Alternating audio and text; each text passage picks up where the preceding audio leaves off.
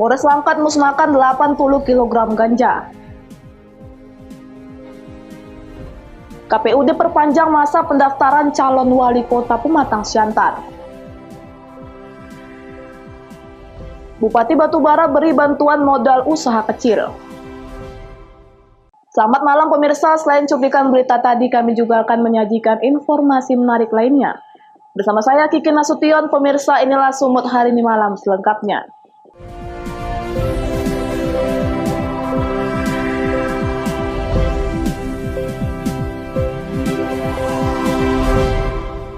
Kita ke informasi pertama, pemirsa. Kepolisian Resort Langkat, Sumatera Utara memusnahkan 80 kg ganja hasil tangkapan polisi selama tahun 2020. Pemusnahan dilakukan dengan cara dibakar.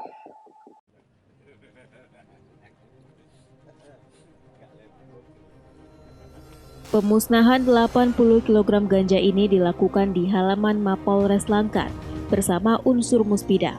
Barang bukti yang dimusnahkan yakni 80 kg ganja. Pemusnahan dilakukan dengan cara dibakar. Kapolres Langkat AKBP Edi Suranta Sinulinga menyatakan, selama tahun 2020 ini, Polres Langkat berhasil mengungkap 292 kasus narkoba dengan jumlah tersangka 343 laki-laki dan 7 orang perempuan. Selain ganja, polisi juga mengamankan sabu-sabu sebanyak 1,1 gram dan 5 butir ekstasi. Kapolres Langkat juga meminta warga untuk segera melaporkan ke polisi jika melihat adanya transaksi narkoba di wilayahnya.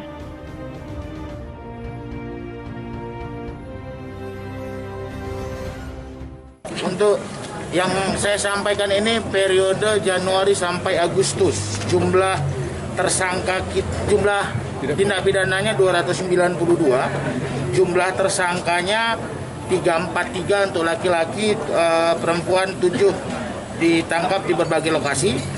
Kemudian kita sita barang bukti itu ganja 40, itu yang hasil penindakan. Kalau yang tadi saya bilang 80 itu ada 40-nya temuan. Kemudian jumlah sabu yang berhasil kita sita itu 1190,74 gram. Kemudian ekstasi 5 butir. Dan peredaran narkoba di Langkat ini didominasi peredaran sabu.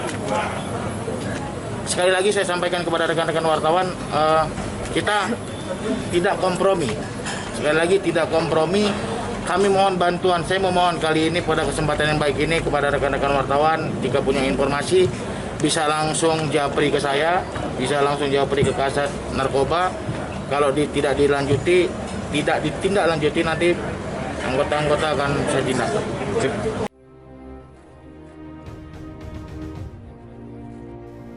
Wahyu Pratama melaporkan untuk Eva Rina TV.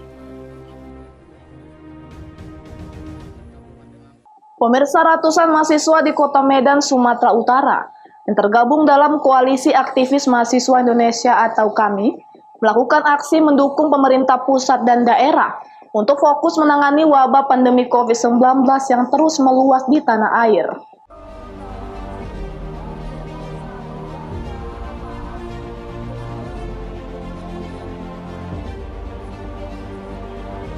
Ratusan mahasiswa di Kota Medan yang tergabung dalam Koalisi Aktivis Mahasiswa Indonesia melakukan aksi dalam rangka mendukung pemerintah pusat dan daerah untuk fokus menangani pandemi COVID-19 di tanah air yang semakin meluas.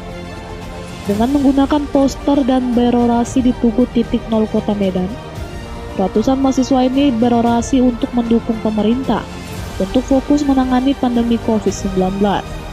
Selain itu juga mereka mengutuk keras terhadap kelompok-kelompok yang mencoba memecah belah persatuan dan kesatuan negara Republik Indonesia. Dalam orasinya mereka menyampaikan bahwa saat ini Indonesia masih dalam keadaan baik-baik saja dan tidak terpecah belah. Oleh karenanya, Koalisi Aktivis Mahasiswa Indonesia mengajak seluruh komponen elit bangsa untuk bergerak bersama menuju Indonesia yang maju. Meski di tengah pandemi COVID-19, agar bersama-sama untuk saling bahu-membahu menghadapi wabah pandemi COVID-19. Yang pertama sekali adalah ada beberapa kelompok, terutama di Indonesia, yang mencoba untuk memprovokasi pemerintah bahwa Indonesia, dalam statement mereka mengatakan bahwa Indonesia telah mengalami resesi di tengah bencana COVID-19. Hari ini, Koalisi Aktivis Mahasiswa Indonesia, khususnya di wilayah Sumatera Utara, menegaskan bahwa Indonesia hari ini sedang baik-baik saja. Kenapa saya sampaikan sedang baik-baik saja? Bahwa Indonesia belum mengalami yang namanya resesi. Kalau misalnya Indonesia mengalami resesi, artinya terjadi yang namanya inflasi, kenaikan harga-harga barang. Sedangkan hari ini pemerintah masih bisa dan mampu mengendalikan stabilitas harga-harga barang yang ada di seluruh Indonesia. Itu yang pertama sekali. Yang kedua, kami mengajak seluruh komponen bangsa dan seluruh stakeholder, mari bersama bahu-membahu menjaga persatuan dan kesatuan yang ada di negara kesatuan Republik Indonesia saat ini. Apa yang kita harapkan Bang untuk kedepannya Bang? Ya, yang pertama sekali yang kita harapkan adalah sebagai generasi muda bangsa, terutama di kalangan para aktivis milenial, harus sama-sama membantu pemerintah dalam menyukseskan penanganan COVID-19 hari ini. Baik di pemerintah pusat maupun di pemerintah daerah. Artinya seluruh stakeholder bangsa bahu-membahu membangun solidaritas, ya, optimis untuk menuju Indonesia maju, Bang. Saya Aksi dilakukan untuk menepis isu-isu resesi yang ingin memecah belah anak bangsa di tengah pandemi COVID-19 oleh orang-orang yang tidak bertanggung jawab. Wahyu Pratama melaporkan untuk Evarina TV. Pemirsa, Bupati Samosir disambut atraksi tarian Batak atau biasa disebut tortor saat pengukuhan Dewan Kesenian Samosir Kabupaten Samosir, Sumatera Utara. Dengan melibatkan ragam pegiat seni, Bupati Samosir berharap Dewan Kesenian yang telah dikukuhkan menjadi mitra bagi pemerintah daerah dalam mengembangkan pariwisata. Pengukuhan Dewan Kesenian Samosir oleh Bupati Samosir diharapkan lebih memajukan pariwisata di Kabupaten Samosir. Salah satu daerah destinasi super prioritas Danau Toba adalah Kabupaten Samosir. Diharapkan pariwisata Samosir dapat lebih pesat berkembang dengan melibatkan banyak pegiat seni melalui atraksinya. Kedatangan pengunjung wisatawan di Kabupaten Samosir diharapkan dapat terhibur dengan atraksi-atraksi yang dilakukan pegiat seni yang bernuansa kearifan lokal. Misalnya saja seperti pelaksanaan atraksi tarian Batak atau yang biasa disebut tortor, harus mampu menjadi salah satu tujuan alasan pengunjung wisata yang datang. Bupati Samosir juga berharap kepada Dewan Kesenian Samosir menjadi garda terdepan dalam menjaga dan melestarikan kearifan lokal agar tidak tergerus oleh perkembangan zaman. Selain itu, Dewan Kesenian Samosir perlu melakukan perubahan kepada para pegiat seni yang ada di Kabupaten Samosir untuk menuju sejahtera.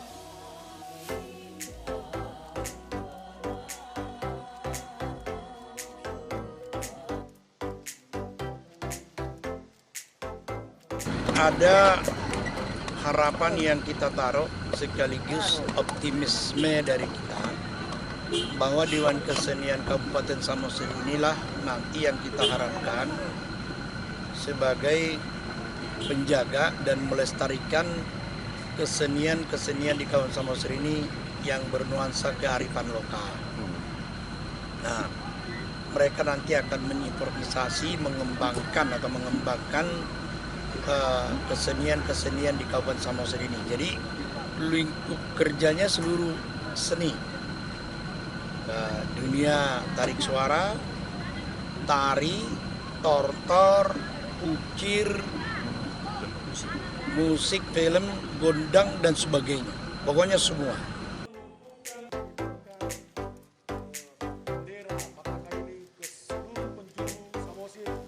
Junjungan Marpaung melaporkan untuk Evarina TV.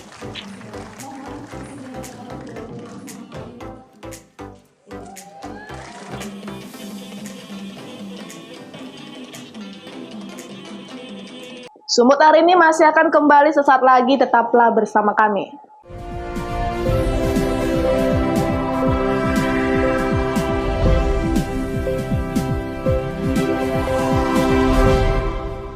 Terima kasih masih bersama kami. Pemirsa, KPU Kota Pematang Siantar, Sumatera Utara akan membuka kembali pendaftaran bakal calon wali kota Pematang Siantar selama 3 hari. Hal ini karena hingga pendaftaran ditutup hanya satu pasangan bakal calon yang melakukan pendaftaran.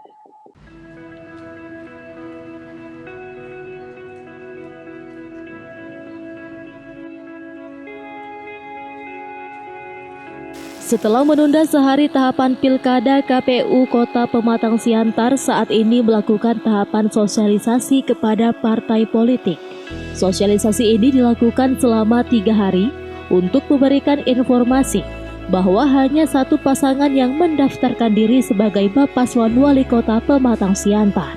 Tahapan ini sedikitnya akan mengubah beberapa jadwal tahapan lainnya seperti jadwal pemeriksaan kesehatan, verifikasi administrasi syarat calon, penyerahan dokumen perbaikan, dan verifikasi dokumen perbaikan. Untuk tahapan penetapan pasangan calon tidak ada perubahan jadwal. Pasangan Asner Silalahi dan Susanti Dewayani sebagai satu-satunya pasangan yang mendaftar diusung seluruh partai politik yang memiliki kursi di DPRD Pematang Siantar. KPU tetap melakukan penjadwalan untuk membuka lagi pendaftaran. Ini berdasarkan Undang-Undang Peraturan KPU dan Surat Edaran Ketua KPU RI Nomor 742 perihal penjelasan penundaan tahapan.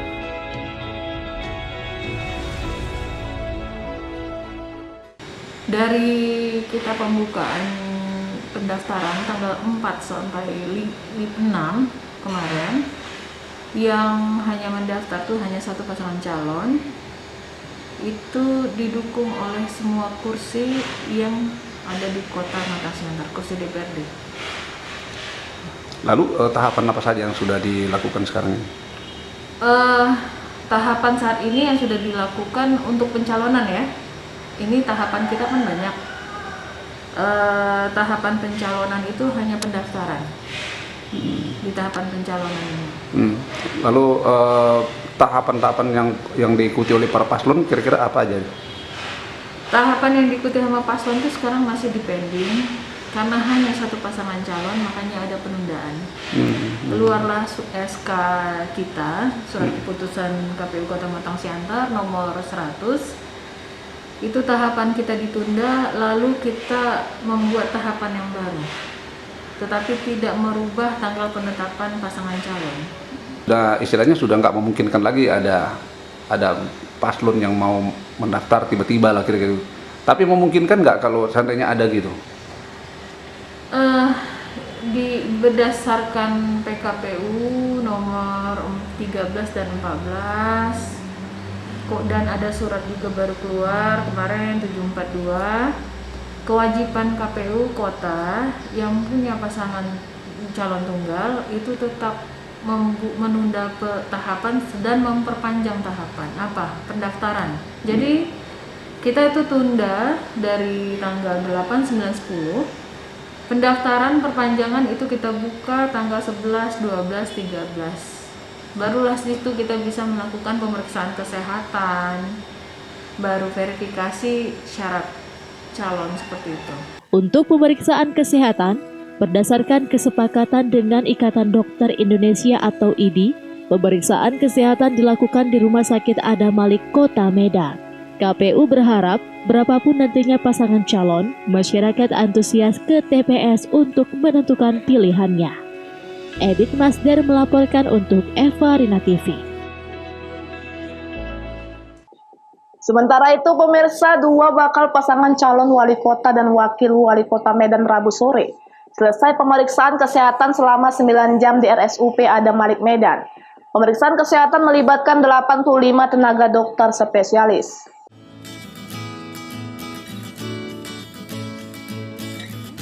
Pemeriksaan kesehatan melibatkan 85 tenaga dokter spesialis untuk memeriksa kondisi jasmani masing-masing Paslon yang akan bertarung pada Pilkada serentak Desember 2020.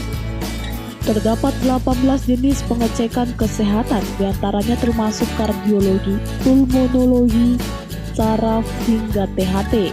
Sementara bagi Paslon wanita, item pemeriksaan ditambah dengan pengecekan all-begin.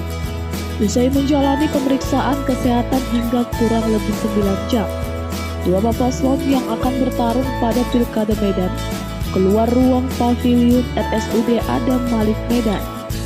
Bobby bersama Aulia mengaku mendapatkan surat keterangan telah selesai pemeriksaan kesehatan. Sudah selesai pemeriksaan, untuk hasil pemeriksaannya masih belum diinformasikan, mungkin langsung diinformasikan ke KPU mungkin ya, tidak ke paslon langsung. Bagaimana Bang dari tahapan-tahapan saat ini, bagaimana penjalanannya? Ya, karena rame-rame sama paslon-paslon dari beberapa daerah, ya nunggunya nggak kerasa lah Bang, bisa kita ngobrol-ngobrol, bisa tukar-tukar pikiran, lebih enak lah. Ada kendala Bang? Ah, nggak ada lah, alhamdulillah lancar. Bang Aulia gimana? Kalau Bang Aulia ada persiapan khusus nggak nih Bang sebelum pemeriksaan kesehatan hari ini? Nggak ada, kita berdua istirahat yang cukup aja, istirahat cukup, karena memang ada 18 tahapan yang sudah ditetapkan oleh KPU untuk pemeriksaan medical check-up.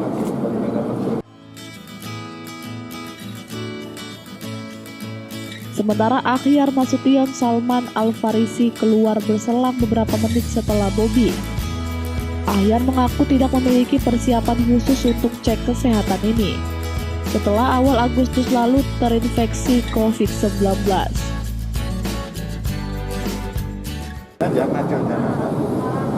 Telah menjalani pemeriksaan kesehatan sebagai persyaratan ada. Kalau laki-laki 18 item, kalau perempuan 19 item, kadar tambahan oksigen. Semuanya kami jalani dari pagi sampai akhir tadi, dan semua pelayanan di Rumah Sakit Haji Adam Malik cukup baik, profesional, cepat, dan semua terlayani dengan baik. Bang, ada persiapan khusus nggak Bang sebelum diperiksa selain puasa yang Ya, persiapan fisik kita. Dan syukur alhamdulillah tadi hasil pemeriksaan kami semuanya berjalan baik. Ada kendala apa? Sampai saat ini tidak ada kendala, berjalan baik semuanya.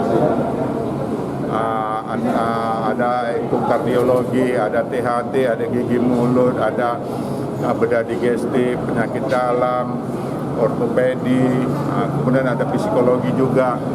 Kalau laki-laki 18 item.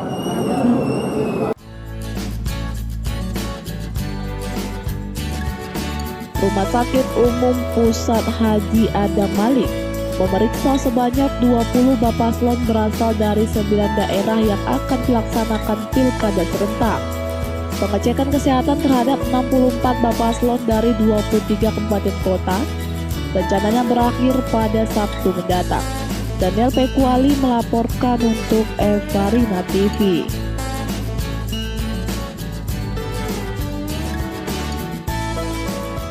Pemirsa, penderita kanker payudara di Desa Fodo, Kecamatan Gunung Sitoli Selatan, Kota Gunung Sitoli, butuh uluran tangan dari dermawan untuk meringankan biaya pengobatan karena harus dirujuk ke Rumah Sakit Penang di Malaysia.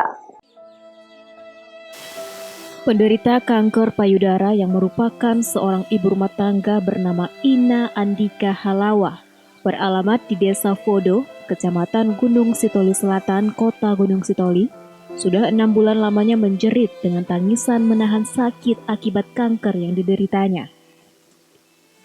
Ina Andika Halawa yang memiliki tanggungan 4 orang anak masih duduk di bangku sekolah dasar dan suaminya sebagai pekerja kuli bangunan tidak mampu membiayai hingga pada proses pengobatan yang membutuhkan biaya besar. Ina Gasori Halawa selaku mertua Ina Andika menjelaskan kanker payudara yang diderita menantunya bermula dari bisul kecil dan semakin hari juga semakin membesar hingga pecah, terlihat membusuk seperti kondisi saat ini. Berdasarkan pemeriksaan dokter baru-baru ini, kanker yang diderita Ina Andika harus dirujuk ke Rumah Sakit Penang untuk pengobatan intensif. Namun, pihak keluarganya menolak karena terkendala akan biaya.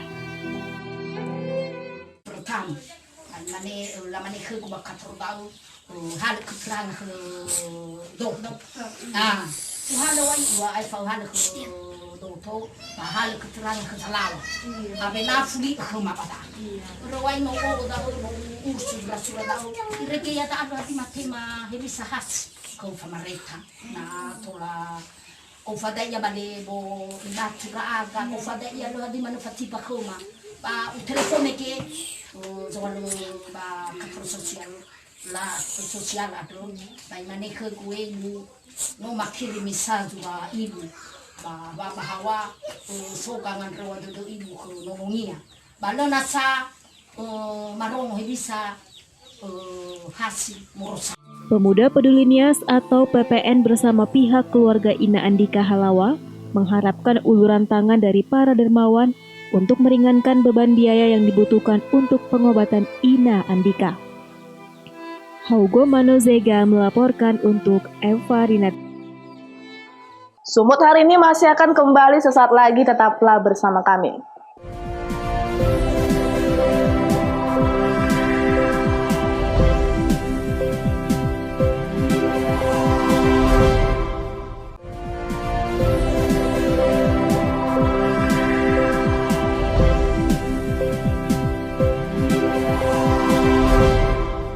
Terima kasih masih bersama kami pemirsa dalam mendukung usaha kecil menengah di masa pandemi COVID-19.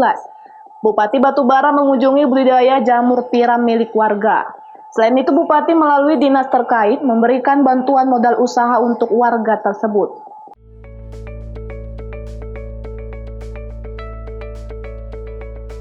Di tengah sulitnya perekonomian di masa pandemi COVID-19, usaha budidaya jamur tiram yang digeluti salah satu warga desa Tanjung Prapat, Kecamatan Laut Tador, Kabupaten Batubara ini dapat meraup keuntungan jutaan rupiah pada setiap bulannya. Selain menjanjikan dalam perawatan dan pengerjaannya juga tak terlalu sulit, hanya terkadang modal usahalah yang menjadi dilema warga untuk memajukan usaha rumahan tersebut. Pembiakan atau budidaya jamur tiram ya, ini sangat bisa menambah atau membantu perekonomian masyarakat ketika ini dikembangkan. Nah, makanya pemerintah nanti melalui dinas PMK UKM kita, saya minta untuk memberikan bantuan permodalan. Saya nambah 5 juta ditambah dengan alat presnya itu secara kompresor, memakai kompresor, nggak manual lagi. Ini dulu bisa kita bantu terhadap kawan-kawan UKM yang perlu kita bantu terhadap dampak ekonomi ini, dampak pandemi 19 ini. Bupati Batubara Zahir dalam kunjungannya mendukung usaha budidaya jamur tiram. Melalui dinas terkait atas kepedulian Bupati Batubara terhadap warga pengelola usaha kecil menengah, Zahir menyalurkan bantuan modal usaha terhadap warga tersebut, agar nantinya budidaya jamur tiram ini dapat dikembangkan dan menjadi inspirasi warga lainnya. Taufik melaporkan untuk Eva Rinat TV. Sementara itu pemirsa, di tengah tren ikan hias yang saat ini tengah meningkat, budidaya pakan alami ikan hias yaitu kutu air atau kutir juga ikut meningkat. Subagio, warga Beji Harjo, Gunung Kidul, daerah istimewa Yogyakarta, mampu mendapatkan penghasilan jutaan rupiah per bulan selama pandemi COVID-19 dari hasil budidaya kutir di kolam limbah lele. Subagio, warga Beji Harjo, Kabupaten Gunung Kidul, daerah istimewa Yogyakarta, berhasil memanfaatkan limbah air lele untuk budidaya kutu air atau biasa disebut kutir. Dengan membudidayakan kutir, Subagio mampu meraup penghasilan 2 juta hingga 5 juta rupiah per bulan. Di tengah pandemi COVID-19, Subagio berinovasi hingga akhirnya tercetus ide untuk membudidayakan kutir. Tidak sulit untuk membudidayakan kutir. Pertama harus memiliki kolam lele, karena kutir berkembang biak menggunakan air kolam lele. Selanjutnya, air limbah kolam lele dipindahkan ke kolam kering dan diisi kurang lebih 40-50 cm. Setelah terisi air limbah lele, induk kutir dimasukkan ke dalam kolam. Dalam waktu 4 hari, kutir sudah berkembang biak dan siap dipanen. Kutir bermanfaat sebagai pakan bergizi untuk ikan hias, terutama jenis gupi dan cupang. 1 liter air kutir biasanya dihargai Rp20.000. Kutir menika langkung prayogi tinimbang pakan-pakan sanesipun karena kutir menika pakan alami ingkang boten telas dipun maem sak menika kagem mengke sonten dalunipun ugi boten menapa-menapa. Itu kehebatanipun kutir. Menurut Subagio, di tengah tren ikan hias terutama ikan cupang yang tengah meningkat di masa pandemi saat ini, membuat bisnis budidaya kutir sebagai pakan alami ikan hias juga ikut meningkat. Dari Gunung Kidul, Daerah Istimewa Yogyakarta, Imam Prasetyo, Kantor Berita Antara mewartakan. Pemirsa, demikianlah rangkaian informasi dalam Sumut hari ini malam. Saya Kiki Nasution mewakili kerabat kerja yang bertugas pamit undur diri. Terima kasih atas kebersamaan Anda dan sampai jumpa.